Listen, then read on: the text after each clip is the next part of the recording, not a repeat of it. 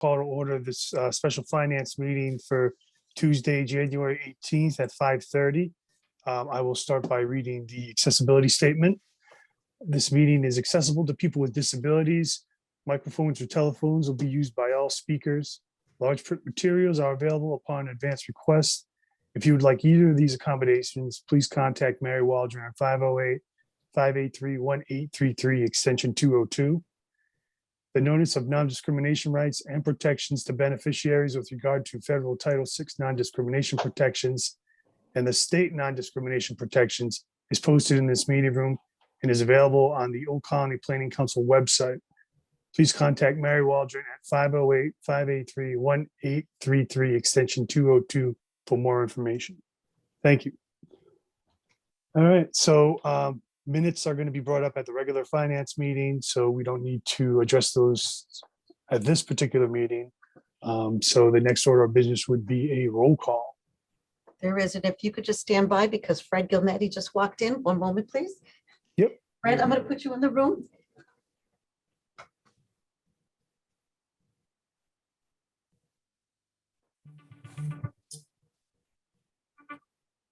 Saying that I put Fred in the room sounded like disrespectful, but here, you're right here, Fred.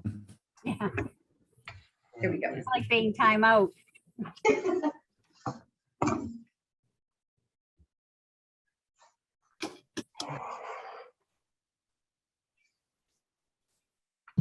Okay, Megan, can you bring up the roll, please? And for those that have not met Megan, she was at the expo. If you can notice that she just hit the transcript button and the recording and all these things, so it becomes a whole lot more efficient than things were. So thank you, Megan. For the roll today, I'm going to go with Stephen Santusonio. Present. Sandra Wright. Present. Sydney Marrow. Present. Peter Spagone. Present. Ashley DeCisa. Present. Sorry, I'm looking at going next. Doug Silvestri. Present. Fred Gilmetti. Here. And I do know that when Christine comes on, we'll recognize for staff. It's myself, Megan Fournier, Brenda Robeson, Charlie Kilmer, David Klein, and then we have our consultant, Bob Moran. And that is the role, Mr. Chair. Thank you very much, Mary. So that we'll just roll right into financial policy. Thank you, Megan. We'll pull that up in a minute. Okay. So if I could, Mr. Chair, that as the members of the whole council received were sample finance policies. And then Bob this morning sent out to everyone an executed copy that was from 2016, the investment policy statement. It's amazing between Bob and Charlie Kilmer, the wealth of information that is kind of these hidden gems. It's a treasure to find these things. So then we don't have to recreate the wheel. But the idea was between the finance meeting before the expo, there was a whole discussion that Bob presented before the finance committee, his assessment. And we can go through that one more time. It was in the recording that was previously sent to the members. But one of the things before we kind of get into a fiduciary or a OPEB manager, you really need to know the investment thought process, right? Which way we're going to go. Some of you, Peter Spagone and I had a conversation about how the town of East Bridgewater just went through this very similar process. Having that experience is really going to be helpful when making decisions. So I just thought that at least, as you can see, and maybe Megan, as we go through, it's 11 pages and not necessarily to go through all, but even if we can just highlight just in terms of the scope, if you can just scroll down a little bit, Megan. Just in terms of the scope, this investment policy applies to all funds that are separately designated as long-term OPEB funds. The funds to establish as a pooled investment portfolio unless otherwise stated. Any additional contribution to the account will be maintained in the same manner. So it goes through the authority. There's an introduction. If you can just keep scrolling down for those that may not have in front of it. Thank you, Megan. You know, the objective, we can just stop here for a second. The objective funds are long-term investment given a stated discount rate target. This long-term approach enables council to purchase long-term assets such as equities, which tend to have high return over many years, but those price volatility precludes their use by those with shorter time horizon. By keeping a long-term focus in mind at all times, we hope to weather the periodic bad storm. Without having to go through the rest, you know, it talks about some stock market and the definition of risk is not always the common one. Most investors define investment risk in terms of the volatility of short-term total returns. And we've kind of have seen that over the last couple of years. For those that have been following, when Brenda does her financials, where the losses are, where the gains are, for those that will be part of the council meeting or the finance meeting, without kind of, you know, telling the story before, you know, spoiler alert is that, you know, there was like a $30,000 gain in December. But if for those that looked back a year ago, we had a $10,000 loss. So it's the long term in terms of this OPEB account. And so if we can keep scrolling down, the strategy, the investment managers will, stop right there for a second. We'll utilize the following investment guidelines in terms of asset allocation, you know, 0 to 10%, 35 to 55%, et cetera. So we can keep scrolling down there. It is a diversification that we've talked about when Rockland Trust has come before us, and they've talked about, there's been lots of great questions from various members about, you know, what if we do this, or how do we get this, and what's their fee, and how does it get, you know, all of those questions, and all of those have been memorialized through the recordings.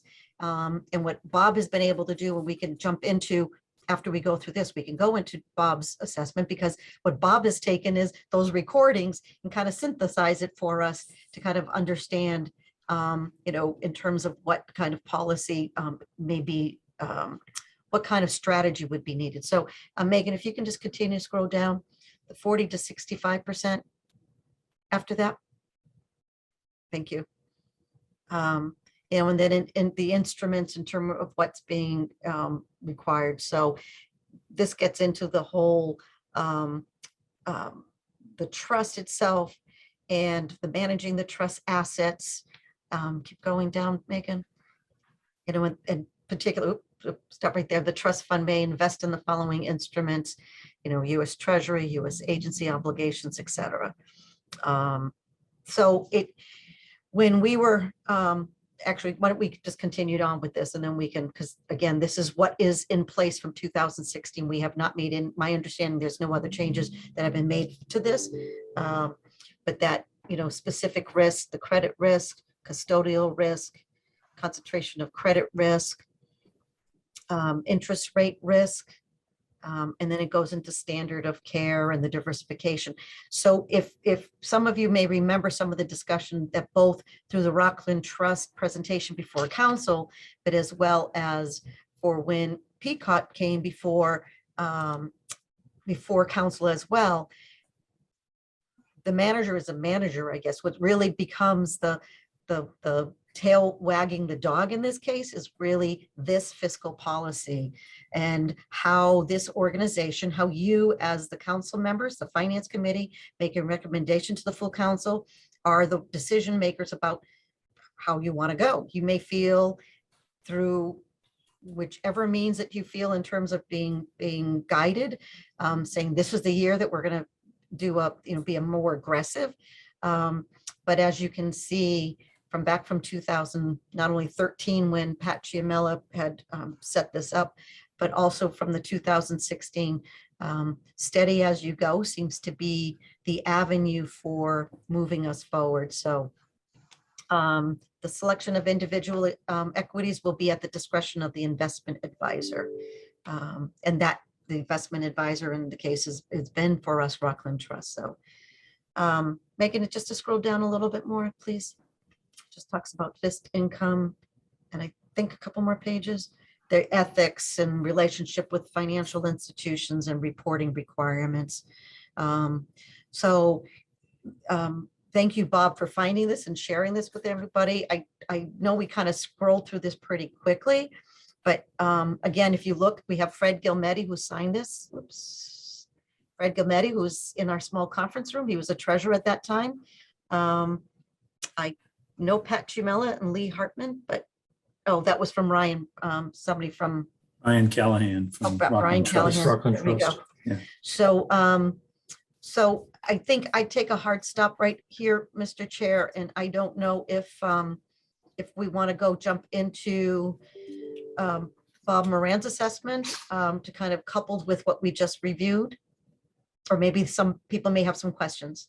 Well, I guess my question is, because it isn't, and it's an action item, are you looking for us to adopt this language as is with the notion to, once the OPEB is decided upon at the next council meeting, to review it even further or revamp it, in other words? I do think that it will need some revamping. Yeah, I do, just because I think as we all become more educated, myself, all of us staff, before we make our own recommendation. I mean, that's why Bob was an independent person coming in to take a look at the OPEB in terms of both, if not all three, right? Because it was the PARAC that also has the potential of being the fiduciary as well. But it kind of sets the tone in terms of which way, and this should be evaluated on a yearly basis. But Charlie has his hand up. Yeah, thank you, Mary, through the chair. So my interpretation is that you would set the policy first and then select the fiduciary, and this would direct the fiduciary on how to conduct its business. Right, but there were two things that caught my eye when I was going through this document. One is on page 1, it specifically mentions Rockland Trust as a fiduciary, and if you're updating this, I would recommend that it doesn't name a specific entity. Second to last paragraph.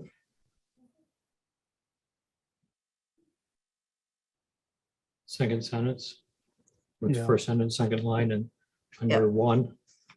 And then on page 10, third bullet under supervision,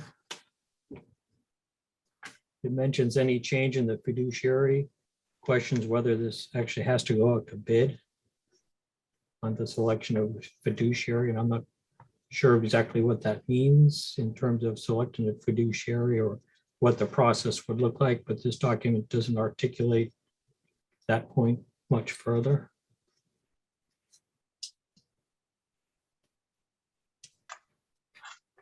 yeah, so it really leaves it up to interpretation as far as the vetting process for switching. That would be one of the thoughts to, as we go, as you go through this, as part of the modification of it, is to flag some of those and how do you want to address it. Right. But so as today, I mean, like I was saying, we really want to just adopt this policy for now, with the notion of if we end up changing based on, our fiduciary, to obviously update this. And I mean, because it will have to reflect any changes or, all the changes that have occurred. And if I could, through you, Mr. Chair, I know through my discussions with President Joy, Christine is actually the one who brought up a lot of the, her own community. Plimpton was shared, and then Topsfield, and then we found the other samples from Serped as well as from Berkshire. There was a lot that was kind of really in front of us. But again, having a fiscal policy in place as it relates, not just, ideally we should have a fiscal policy across everything, but that would take us a lot of time to go through A through Z on all the fiscal policies. But I think for the time being, since we had both Pequot and the county, as well as we had Rockland Trust make some presentation, didn't want to let it sit too long, but not also rush into a decision of picking one over the other without having some guidance, which is, I think, in front of us is the 2016 guidance that was in place. So I think, I don't know if Christine might have some thoughts on this, but I ideally, as Charlie had mentioned, it's to guide the council members to making a decision, whichever entity. So as Charlie said, taking Rockland Trust out of that, out of that language, and how a fiduciary is selected should be done in a process, and what that process is a little bit yet undetermined at this point.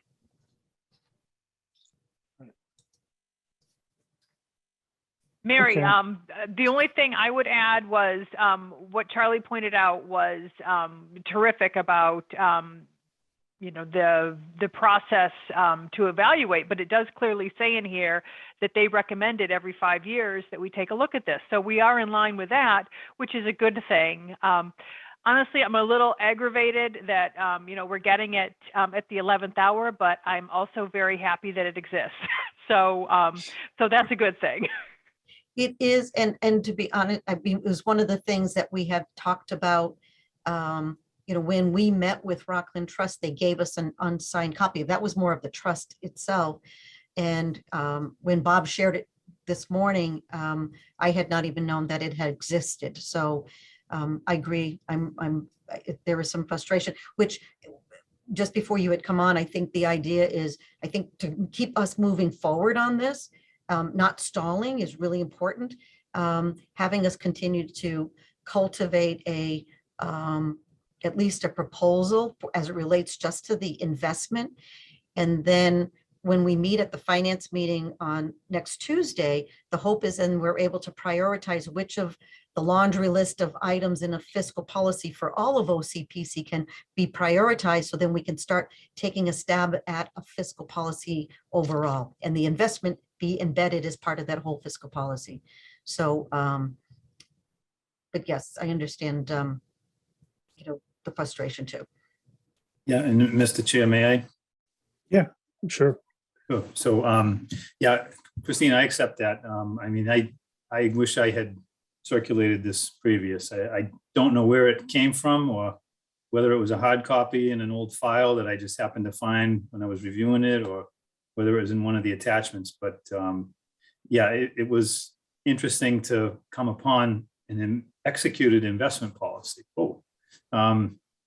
So I'm fairly certain it came directly from Rockland Trust, though, given the tone of it. They mentioned "we" a lot. It's Rockland Trust in the introduction. The Rockland Trust fund manager, Brian, is the executed, or is the signatory on the end. So I think this may be a standard Rockland Trust boilerplate investment policy that was maybe adapted slightly for use by the council at the time that we re-upped with them 6 years ago now. Well, Bob, the frustration wasn't directed at you. We should really have a file that has all of these policies, and we obviously don't. But it's great that we've got it, and it's a super guide, and we don't have to reinvent the wheel. So we can just do some tweaking, and that's a good thing. Fair enough. Yeah. So Mr. Chair, because it did say an action item that I had placed on there. If we don't necessarily need to take an action item at this point, but we could pull together the suggestions to this current policy, take the "we" out of it, take the Rockland Trust out of it. I'm not quite sure the will of the Finance Committee in terms of us putting together a process. Do we, we could put together a selection committee from, as Charlie referenced, it was, to put a bid out. I mean, we have done so when we put out a bid for our audit. We could do so in the same manner of putting a bid out. That will take some further time. But there are some options in terms of how this council and this finance committee would like to see that aspect of selection. So there's a couple options.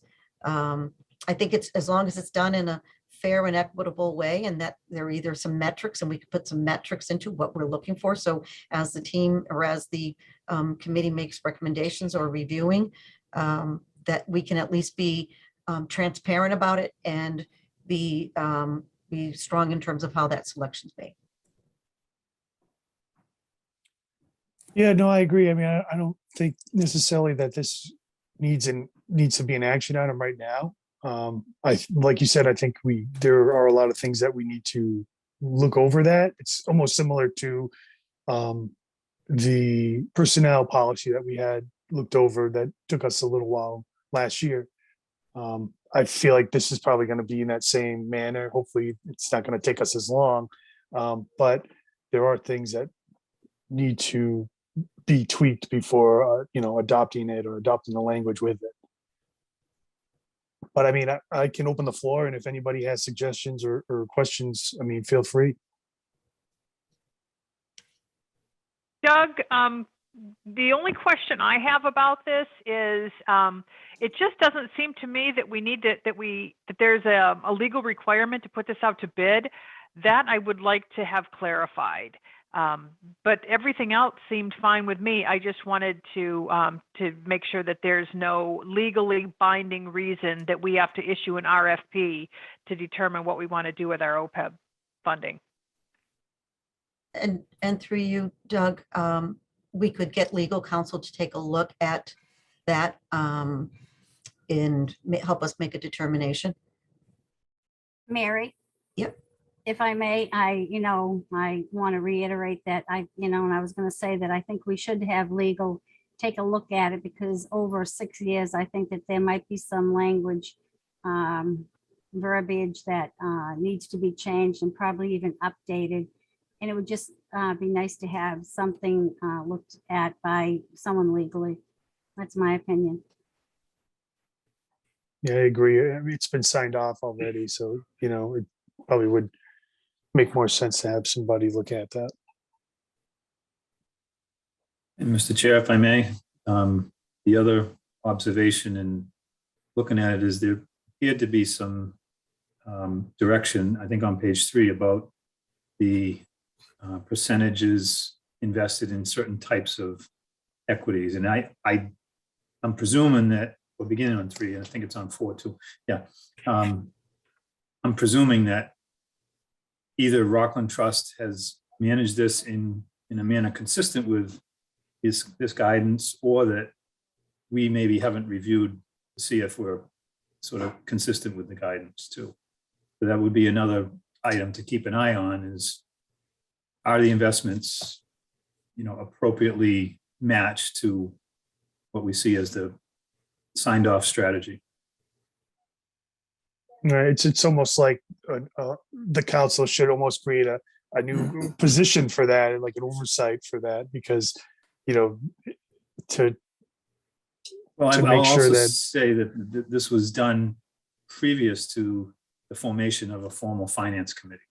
So Right. I think the existence of the finance committee is probably a wonderful thing for the council, in that there's now legitimate, periodic, professional focus on this. Whereas before, we were all kind of wearing a lot of different hats, and I just think it was much less formal previously than it should be, and then it will be.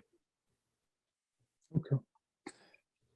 So yeah, let's see if we can have somebody take a look at that. Mary, I don't know if I mean, I know that we have counsel that is on our payroll, right? Not on our payroll. We have them retained as as needed. Murphy Hesse Toomey Lane, and we can have them take a look at it. We might, and maybe Charlie, maybe you can weigh in on this, or even Bob, that it might even be something that our Parker from Odyssey might be able to assist us with, just confirming, because there's a lot of information that we get in terms of newsletters and webinars about OPEB from them. So Charlie, do you have any suggestions? I would check with legal counsel, to be honest with you, just on the very narrow question of whether or not we're required to go out to an RFP if we're changing a fiduciary. And Mr. And- Chair, sorry, Charlie. I would just offer too that if this was drafted and modified by Rockland Trust with input from OCPC to help shape the investment policy.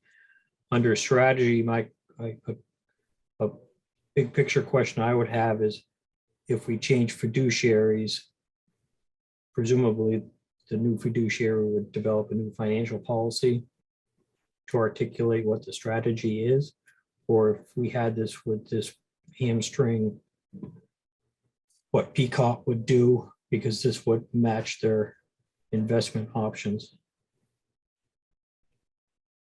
So once again, I think it opens up You know. another discussion and another avenue in the sense that while this document says every 5 years, because of the volatility of the market and where things are, I mean, reviewing it on an annual basis doesn't mean it's going to get changed, but it just, affirm, I think that it being more frequently than 5 years, but not with the intent of changing it, because right, back and forth, and not to change fiduciary, but strategy may need to change. So I think, Mr. Chair, a motion, just so we get directed, and it's confirmed with a motion to direct staff to reach out to legal counsel to get further determination on the language of the process for selection. And perhaps at that point, we can also look at the other language for amending. And as Charlie pointed out, if in fact there is a new fiduciary, then they may have some additional changes to this. But I think that's where on an annual basis can be very fruitful as we go through these from year to year. Okay. So I think that's a great idea. I guess I'll make a motion that we, as a finance committee, have a legal team look at this document and see if we really need to see if it's binding. And I'll that second. we would have to put a bid in. I'll second that. So the vote on the motion, Mr. Chair, to call for a Yep. roll. Roll call, please. Thank you. Doug Silvestri, Accept. Sandra Wright, Except, Peter Spagone, Accept. Christine Joy, Except, Sydney Marrow, Accept. Ashley DeCisa. Accept. I think that's it. Sorry, did I get everybody? From Yes. me. From me, Mary. Oh, sorry, Stephen Santasonio, sorry. You moved around on my box No here. problem. Thank Accept. you, Stephen. That's a unanimous vote, Mr. Chair. Thank you. Thank you very much. I guess that would lead us into the analysis and the assessment portion that Bob has put together. Megan, if you could, thank you. So I don't even finish my sentences and she's already on it. So I guess that's a good sign, right? Thank you. That's why you got her.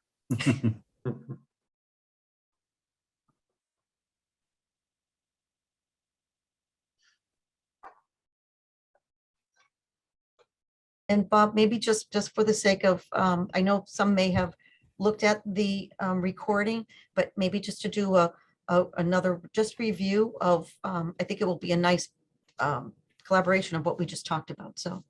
Sure. So just a quick review of the process. We did interview each of the potential fiduciaries, which was Rockland Trust and Peacock, and we looked a little bit into the state program, but decided against that. And it's funny, I'm a little diffident about coming to the conclusion of the report, because it was to develop an investment policy, and then the day before reviewing it, we find that there was an executed investment policy in place. So again, it was funny, but a little frustrating to not have that earlier on. But I think it validates the need for it. And as a quick summary, like, I think the finance committee is in a good position to get a better handle on this than has been the case previously. This was a pretty thorough set of interviews. I know Mary and Brenda and Charlie participated in those with both Rockland Trust and with Pequot. And I'm not going to take a position on which way you folks are going to go, because I think both have some strengths, and I don't really, I certainly don't want to weigh in on leaning one way or the other, but happy to take additional questions if folks may have them. I don't know how in depth we need to go with this, Mary. I mean, the summary of this really was a recommendation to get an investment policy, and then a second recommendation was to do an annual review. And consistent with the policy that we found is in place, an annual review is part of it too. So, somewhat encouraging that we validated what we came up with. A little funny the way it came at us. I think we're on the right path, is what I think. Yeah. So, but I think maybe just, Bob, because there were some others who were not part of that meeting back in November. There may be some questions from some of the other members who didn't participate. Sure.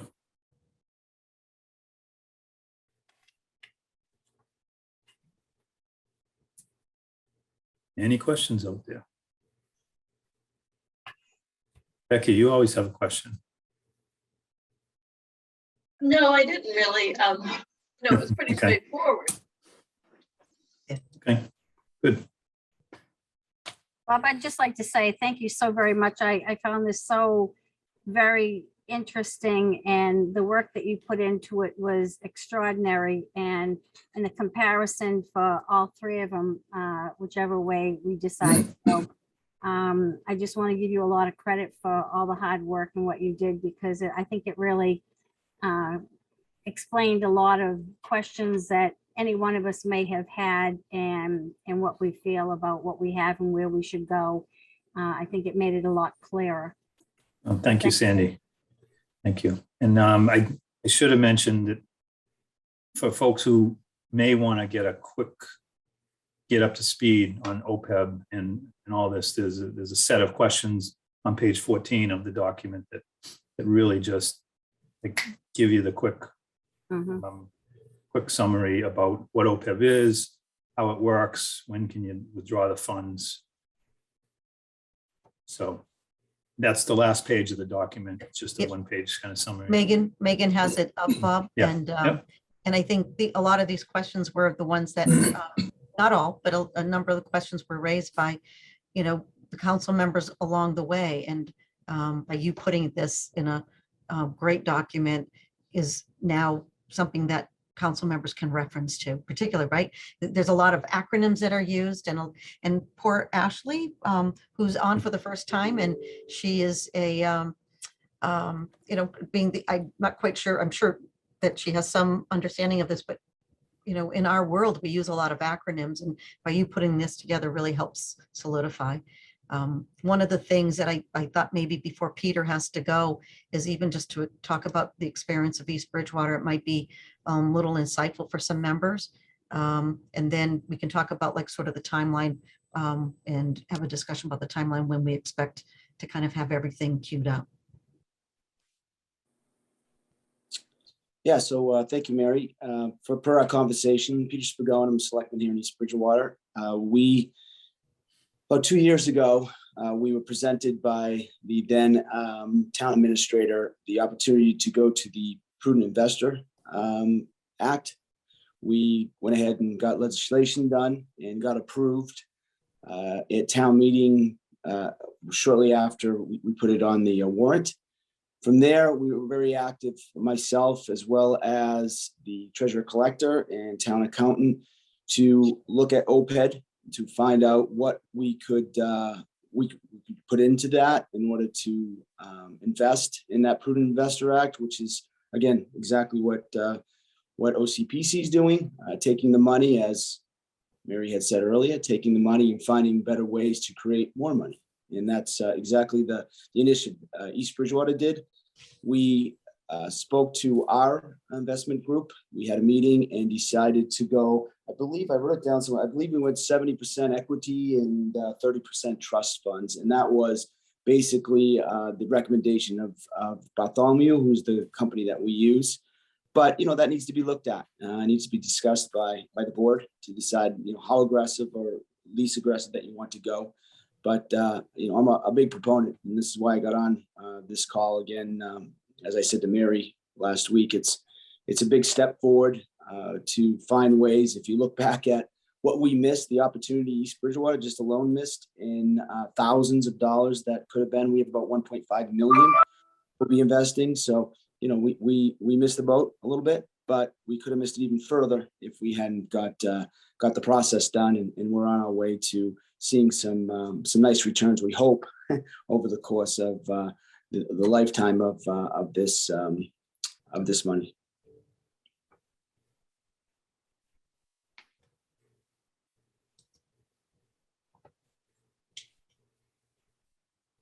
Thank you, Peter. Yep.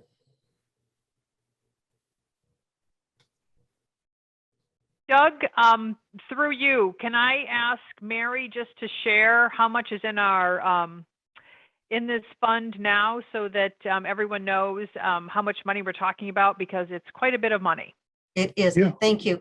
Actually, Megan, since you have control of the, I'm letting go of control, everybody, just to let everyone. It's a hard thing to do.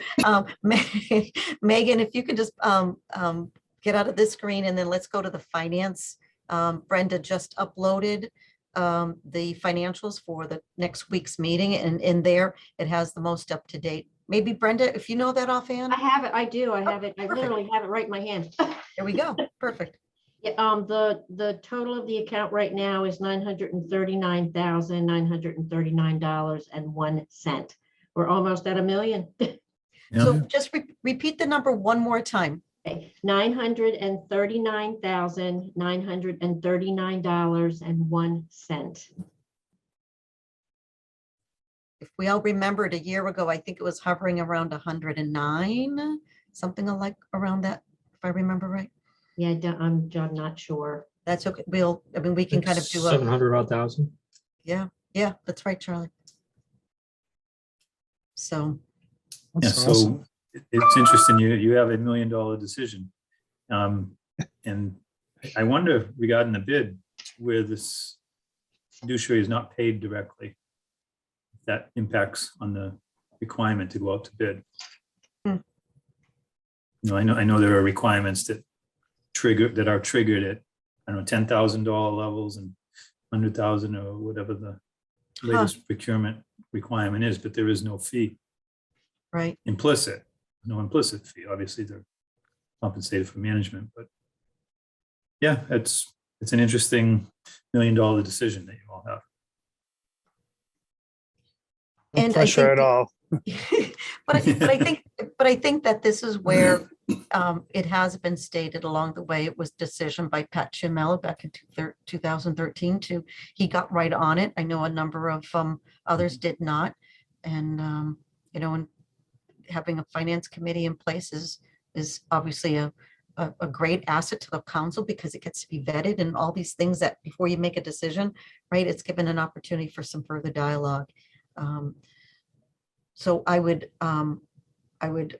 recommend, and we will be having the finance committee that will have all that information. If anybody wants that in advance, we could share that with you.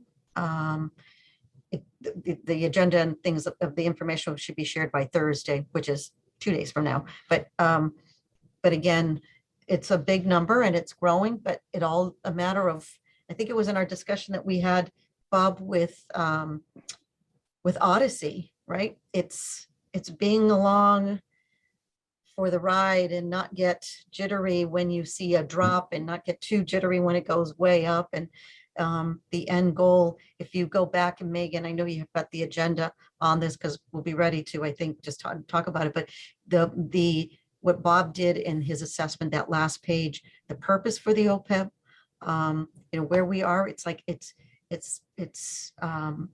we're heading to a really good place where it becomes self-funded, is ideal, because then we don't have to. And by the way, that was Seamus. Megan's son. So, Okay. so I think ideal, I heard, so there was a motion and accepted to seek out legal counsel.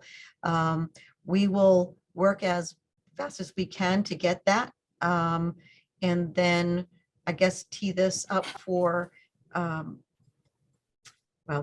I'll see how fast we can get this. If we can get a return for next Tuesday's finance meeting, we may be able to have these the investment policies be voted on to go to council for the next day, Wednesday. We'll have it as an agenda item, but if we're not ready, we'll table it for the next time. But otherwise, we'll get that so at least we can be ready to have a vote. Okay. Sounds You, good. you still want us to make a recommendation to have this presentation for Wednesday as well? I Or do you don't, want to wait until you hear back from legal before you go that route? I don't know how many, I mean, we have so many people that have now that have seen this.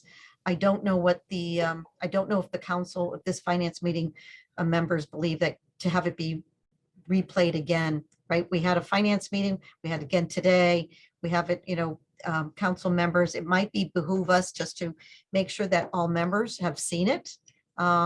And maybe we work with Bob Moran, and I know, Bob, your time is limited. You can really kind of have some flexibility only at nighttime, as long as there's no snowstorm or anything like that. But, I kind of want to make sure that people have kind of signed off on viewing it, because having them be part of a decision.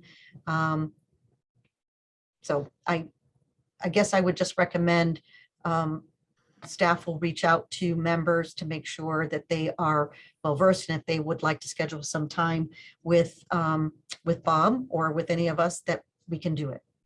So I would probably not put that on for the full council meeting, but Bob, if you could be available as we talk about investment policy, how we led to it with your background. Okay. Does anybody else feel differently? No, I like your plan, Mary. It's Christine. I think it's a solid plan, and just making sure that everybody feels like they have all the information they need to make a decision would be great. But really, until we get something back from legal, it may be a moot point. So that's going to be key. It will be. I'll get on that as soon as I can.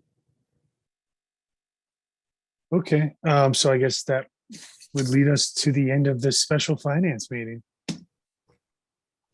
Do I have a motion to adjourn the meeting? Oh, and Bob, I'd like to say again, thanks, because, I know we had talked about this for months and months about putting this thing together and making it really easy to read for people who might not necessarily have that experience in finance or know what OPEB means. So I think, especially with the strength, the SWOT analysis that was thrown in there, I think it's really much more easy for people to understand. So thanks for that.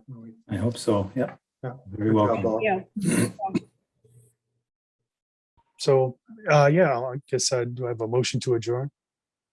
I'll Motion. second. Your I think motion.